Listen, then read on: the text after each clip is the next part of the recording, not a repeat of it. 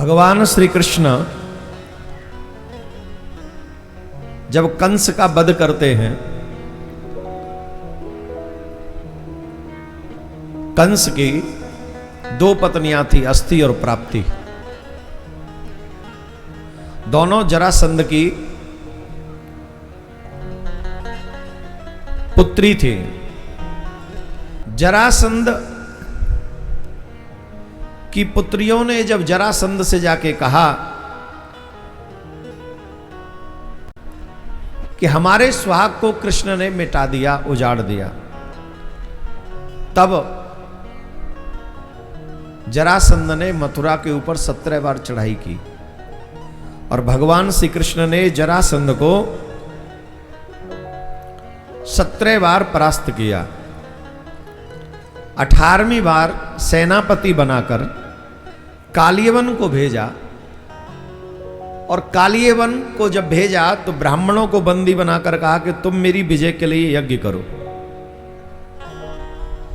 अगर मेरी विजय नहीं हुई तो तुम सबको एक ही दंड मिलेगा, मृत्यु दंड। तो भगवान श्री कृष्ण ने देखा जरासंध ने ब्राह्मणों को बंदी बना लिया और कहा कि मेरी विजय के लिए यज्ञ करो, अगर मेरी विजय नहीं हुई तो तुम्हें मृत्यु दंड मिलेगा। बेचारे ब्राह्मण मृत्यु के वैसे यज्ञ करने लगे। अब बताइए क्या होगा? अगर भगवान कालियवन को मार दें तो वेद मंत्र झूठे हो जाएंगे और इतने सारे ब्राह्मणों की हत्या हो जाएगी।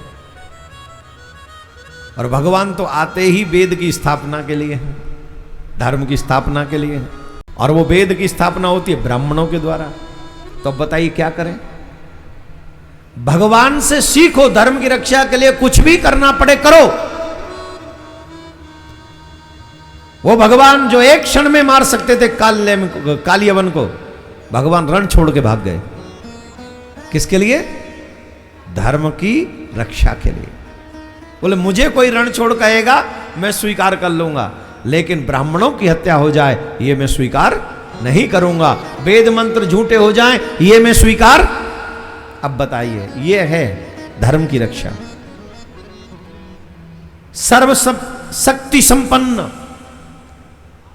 सर्वशक्ति संपन्न परमात्मा सर्वेश्वर कृष्ण एक क्षण में रण छोड़ के भाग गए और द्वारका में जाके बसे। और द्वारका में जाकर वह अपनी लीला करने लगे, अद्भुत लीला करने लगे। मेरे प्यारे, द्वारका में रुक्मिणी जी का पत्र आया। उस पत्र में अनेकों श्लोक, 7 श्लोक लिखे थे,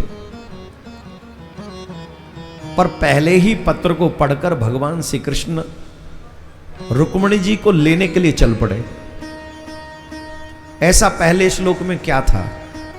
उस पहले श्लोक में लिखा था रुक्मिणी जी ने, हे भुवन सुंदर।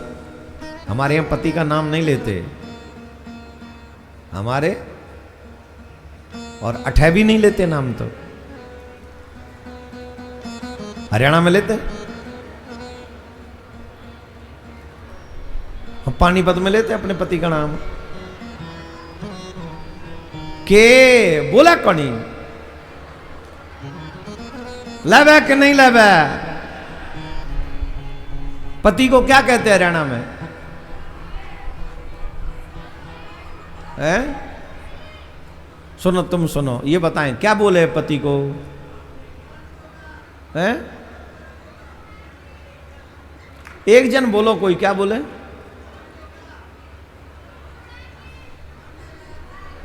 ऐसे नहीं, तुमने बोला। हाँ माता जी तुम बताओगे। अरे वो नहीं, पति को क्या बोलते हैं? जैसे हमारे कहते हस्बैंड, पति, प्राणनाथ। तुम तो ज्यादा ही पॉजिटिव हो, बैठ जाओ। इतने भी पॉजिटिव टैबलेट बर्दाश्त नहीं हो रही आजकल इस देश में। सही से बताओ, हरियाणा में पति को क्या कहते? जैसे हैं? रुक जा,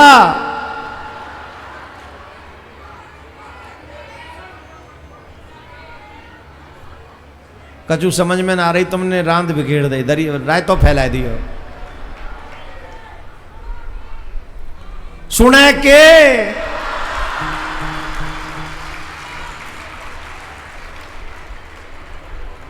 बबलू के पापा सुने के, ऐसे ना, हाय क्या बात है। हाँ सुन रहा हूं, बहरो ना हूं, आनंद आता है, वाह जय हो। हमारे यहां पति का नाम नहीं लेते, उन्होंने नहीं लिया। हे भुवन सुंदर, मैंने कभी आपको देखा नहीं है। देखो कितना प्यारी बात रुक्मणी जी कह रहे हैं, मैंने आपको कभी देखा नहीं है, मैंने तो बस आपकी कथा संतों के मुख से सुनी है। क्या कहा? मैंने तो आपकी कथा बस संतों के मुख से इतना सुना, और ठाकुर जी ने कहा रथ तैयार करो, जाना है। पंडित जी जो पत्र लाए थे उन्होंने कहा पहले पूरा सुन तो लो। बोले अब आवश्यकता नहीं, बाकी का हम रथ में पढ़ लेंगे। क्यों? बोले जिस गुण की मुझे आवश्यकता है वो गुण उसमें है। वो कौन सा गुण? बोले मैंने आपकी कथा सुनी है। तो जिसने कथा सुनी है, प्रथम भगति संतन कर संगा, दूसरे रति मम कथा प्रसंगा। पहली भक्ति है संतों का संग करो, दूसरी भक्ति है हमारी कथाओं का श्रवण करो। दो भक्ति तो रुक्मणी में है, तो अब तो मुझे जाना ही पड़ेगा। अगर हम चाहते हैं कि भगवान हमारे ऊपर कृपा करे, तो हमें भी भगवान की भक्ति का पालन करना चाहिए। और देखो हम लोगों को भी दोनों भक्ति प्राप्त हैं। जितने भी लोग यहाँ बैठे उपस्थित हैं, पूज्य माताजी संत स्वरूप में विराजमान है। सिर्फ 2 दिन नहीं पधारी, बाकी हर दिन माताजी पधार कर हम सबको अपनी कृपा का दर्शन दे करा रही हैं, और अपना दर्शन देकर हमारे सौभाग्यों को मैं माताजी के आगे नहीं बोलना चाहिए, अद्भुत समर्पित संत हैं भगवान के लिए। आज के परिवेश में ऐसा संत स्वरूप दर्शन होना बहुत मुश्किल काम है। तो एक हमारा सौभाग्य, संतों का दर्शन भी हो रहा है, और दूसरा भगवान की कथा का रसपान भी हो रहा है।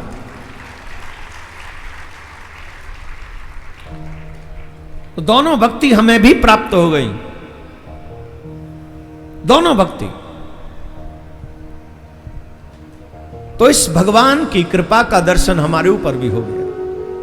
तो भगवान को एक विशेष बात प्रिय लगती है कि आप हमारी कथा सुनो। वो कथा सुनती, और भगवान जब रुक्मणी जी का हरण करके ले आए, और उनका पहला विवाह रुक्मणी जी के साथ में हुआ।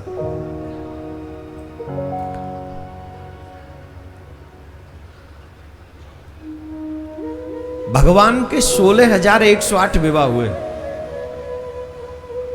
कितने?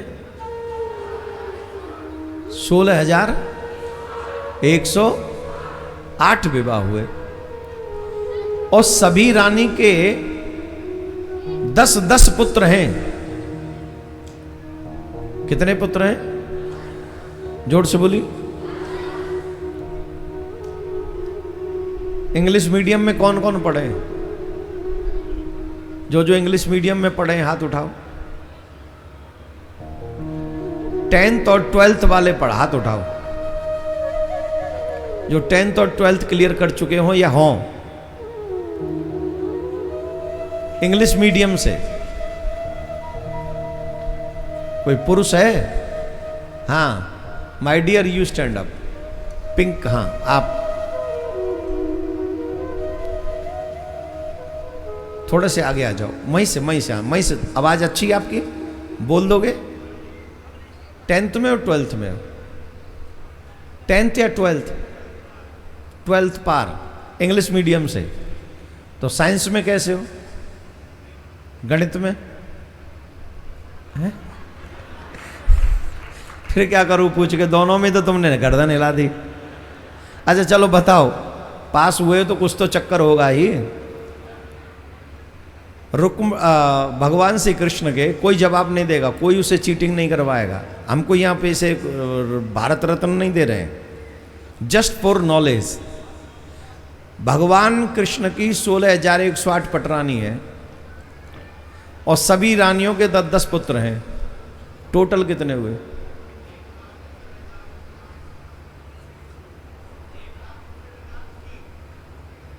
एक बार और सोच के बोल। देखो और जवाब, हाँ देखो, हाँ देख, हाँ दे ले, बैठ जा, तू बैठ जा। यही ये डिब्बा ले, यही डिब्बा दे, भारत रत्न डिब्बा दे जो तू बता रहे हो, चीटिंग कर रहे हो। हाँ और कोई जवाब देगा? नहीं, जिन्होंने पहले कथा में सुन रखा हो वो नहीं देंगे, उन्हें तो मालूम ही है, कथा में सुना हुआ है। अब बताओ, हाथ उठाओ। हाँ, कहाँ गए इंग्लिश मीडियम वाले? नहीं हो, नहीं पढ़े इंग्लिश मीडियम में? अब देखो, ये ज्ञान है मॉडर्न एजुकेशन का। नहीं, तूने कथा सुन रखी है पहले, हैं? तू रंदे, तू छोटा है अभी। Very good. मम्मी तो कह दी आज तक जाके तो वो चॉकलेट खवा दे। हाँ रंदे, हाँ नहीं जवाब दोगे? एक बार तू आगे आ जा, तू बड़ा फुदक रहा, आ गया, चल यहीं खड़ा हो, सुन जा, प्रश्न बदल गो।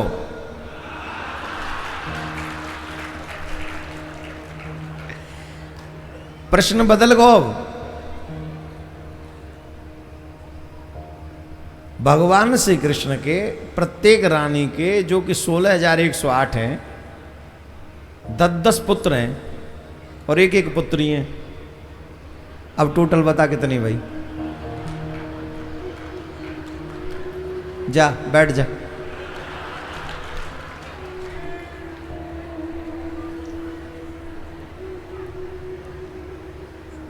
गणित लगा के अच्छा ये देखो, आप जितने भी बच्चों के पेरेंट्स यहां बैठे हैं, कितना पैसा आप खर्च कर रहे हो अपने बच्चों पे? 12th तक पार कराने में लाखों रुपए खर्च हो जाते हैं बच्चों, माँ बाप के, और उनका गणित इतना अच्छा है बता नहीं सकते। आप घर में जाके सोचिए कि आपने अपने बच्चों के ऊपर कितना खर्च किया और वापस रिटर्न क्या मिला।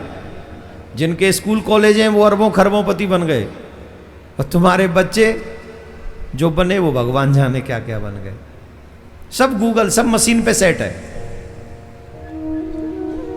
मेरा निवेदन है, भगवान श्री कृष्ण के पुत्र हैं 1,61,080।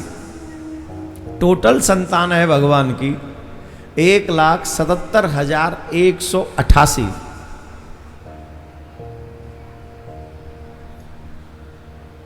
कितनी? 1,77,000, 1,77,188। ये भगवान की कुल संतान है। तो यहां पर भी हिंदुओं को सोचना चाहिए, हम दो हमारे दो नहीं। जब हमारे कृष्ण के 1,77,188 हैं, तो हमारे कम से कम 1,00,000 हटा दो, 77,000 हटा दो, 100 हटा दो,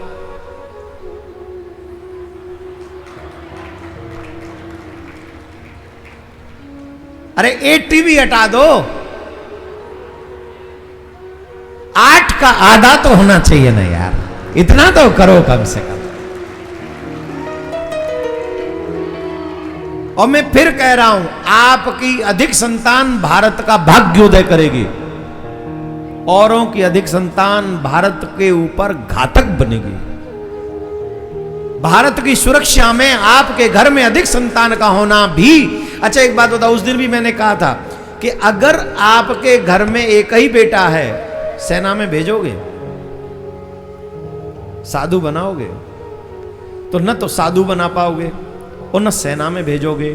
तो हम सब के तो एक ही एक है, तो न तो सैनिक हिंदू होगा और न कोई साधु ही हिंदू होगा। तो धर्म भी नष्ट हो जाएगा और देश भी असुरक्षित हो जाएगा, और उसके जिम्मेदार होंगे वो हिंदू जो कहते हैं हम दो हमारा एक।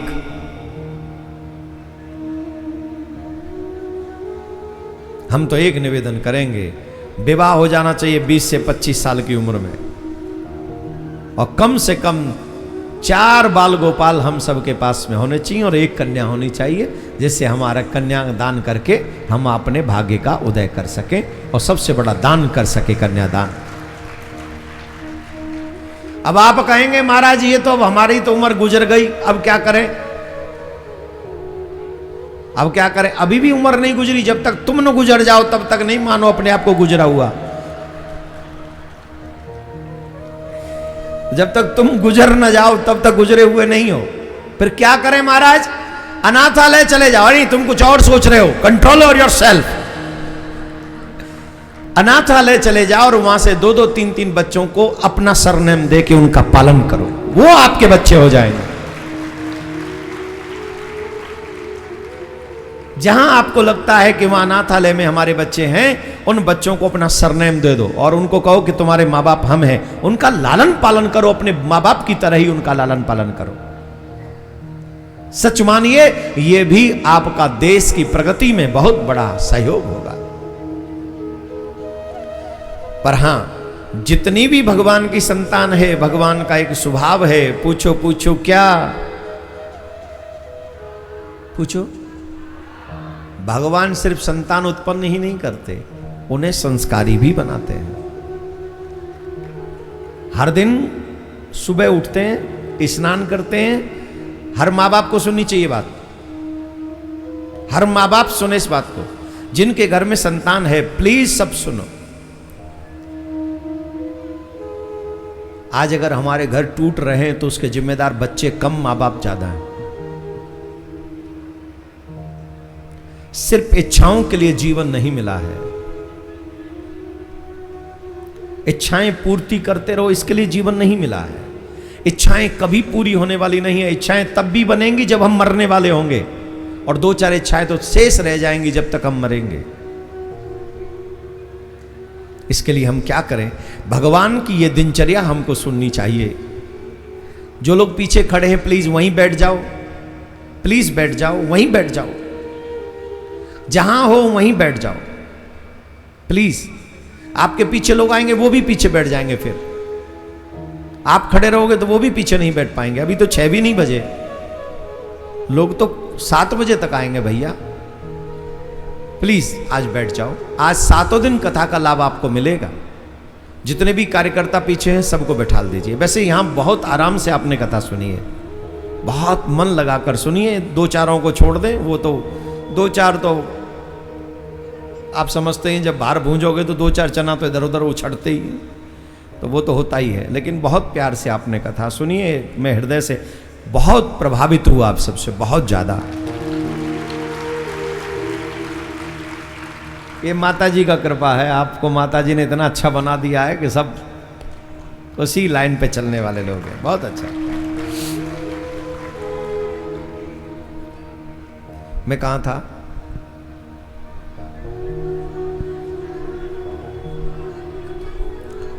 हर माँ बाप को किस दिनचर्या का पालन करना चाहिए। भगवान सुबह उठते हैं। भगवान के सुबह उठने का टाइम क्या जानते हो? 3:35 AM। कितना? 3:35 AM, 3:35।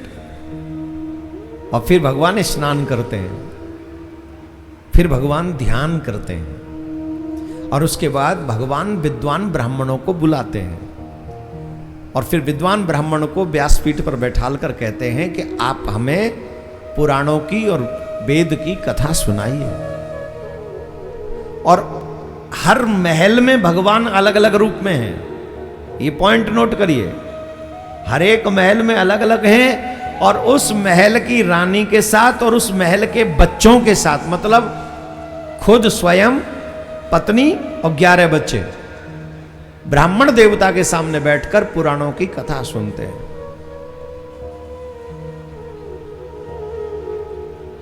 और जब कथा विश्राम हो जाती है, उसके बाद भगवान जाते हैं सभा में, उसके बाद जाते हैं और फिर दिनचर्या अपनी प्रारंभ करते हैं। शाम को आके फिर अपने बच्चों के साथ भोजन प्रसाद लेते हैं, थोड़ा बहुत पारिवारिक बातें करते हैं, फिर भगवान ध्यान करते हैं, फिर सो जाते हैं, शयन करते हैं। ईमानदारी से बताओ, कितने लोग ऐसे हैं जिन्होंने अपने जीवन में अपने बच्चों के साथ सत्संग को स्वीकार किया हो कि हर दिन हम ये सत्संग करते हैं, आधा घंटा पौना घंटा। परिवार की समरसता कहां से बनेगी? हमारा परिवार हमारे लिए कहां से आएगा? उस परिवार को तो पता ही नहीं है कि पारिवारिक जिम्मेदारियां क्या होती हैं। वो जिम्मेदारियां पुराणों में बताई जाती हैं, रामायण में बताई जाती हैं। बेटी को क्या करना चाहिए, बेटे को क्या करना चाहिए, पिता को क्या करना चाहिए, माँ को क्या करना चाहिए, सास को क्या करना चाहिए, ससुर को क्या करना चाहिए।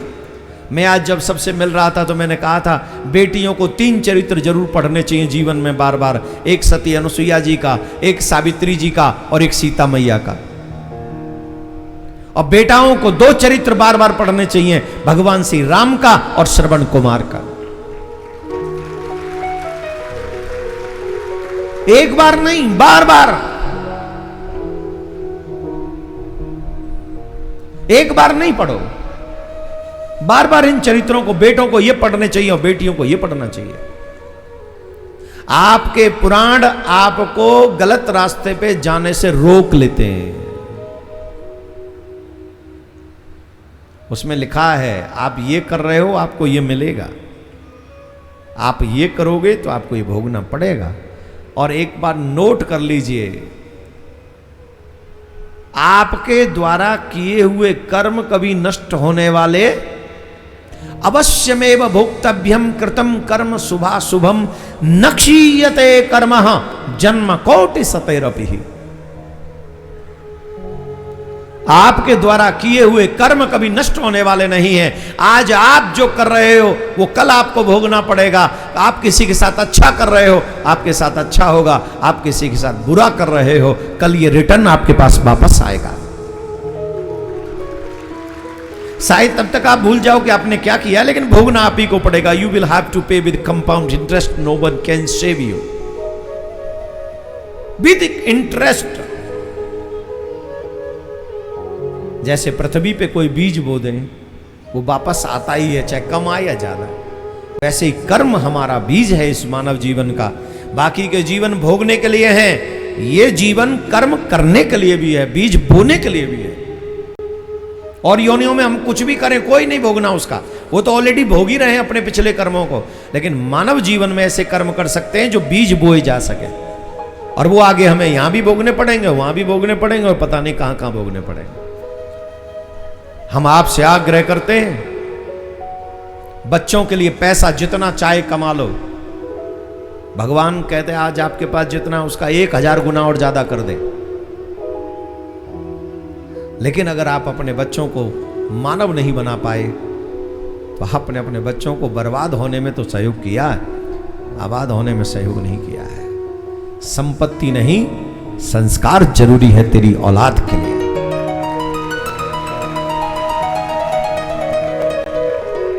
क्या जरूरी है? जोर से बोलो।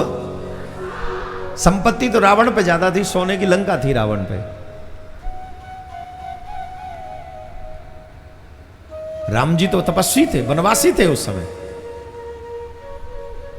पर देवता भी राम जी का सहयोग कर रहे थे, पूरी प्रकृति राम जी का सहयोग कर रही थी, और आज तक रावण चलाया जा रहा है। यह है संस्कारों का डिफरेंस।